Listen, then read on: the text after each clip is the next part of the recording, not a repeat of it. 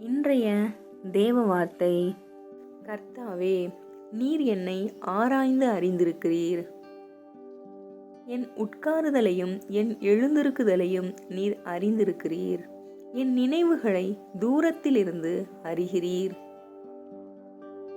நான் நடந்தாலும் படுத்திருந்தாலும் என்னை சூழ்ந்திருக்கிறீர். என் வழிகளெல்லாம் உமக்கு தெரியும்.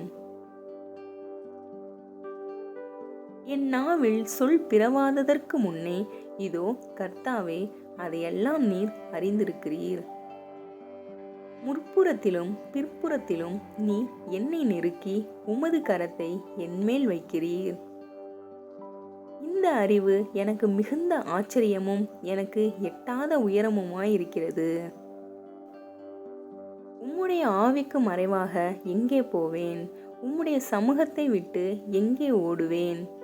நான் வானத்திற்கு ஏறினாலும் நீர் அங்கே இருக்கிறீர். நான் பாதாளத்தில் படுக்கை போட்டாலும் நீர் அங்கேயும் இருக்கிறீர். நான் விடியற் காலத்து செட்டைகளை எடுத்து சமுத்திரத்தின் கடையாந்திரங்களிலே போய் தங்கினாலும் அங்கேயும் உமது கை என்னை நடத்தும். உமது வலது கரம் என்னை பிடிக்கும். இருள் என்னை மூடிக்கொள்ளும் என்றாலும் இரவும் என்னை சுற்றி வெளிச்சமாயிருக்கும். உமக்கு மறைவாக இருளும் அந்தகாரப்படுத்தாது. இரவும் பகலைப் போல வெளிச்சமாயிருக்கும். உமக்கு இருளும் வெளிச்சமும் சரி. நீர் உள்ளந்திரியங்களை கை கொண்டிருக்கிறீர். என் தாயின் கர்ப்பத்தில் என்னை காப்பாற்றினீர். நான் பிரமிக்கத்தக்க அதிசயமாய் உண்டாக்கப்பட்டபடியால் உம்மை துதிப்பேன். உமது கிரியைகள் அதிசயமானவைகள்.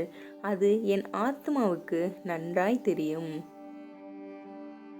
நான் ஒளிப்பிடத்திலே உண்டாக்கப்பட்டு பூமியின் தாழ்விடங்களிலே விசித்திர வினோதமாய் உருவாக்கப்பட்ட போது என் எலும்புகள் உமக்கு மறைவாய் இருக்கவில்லை.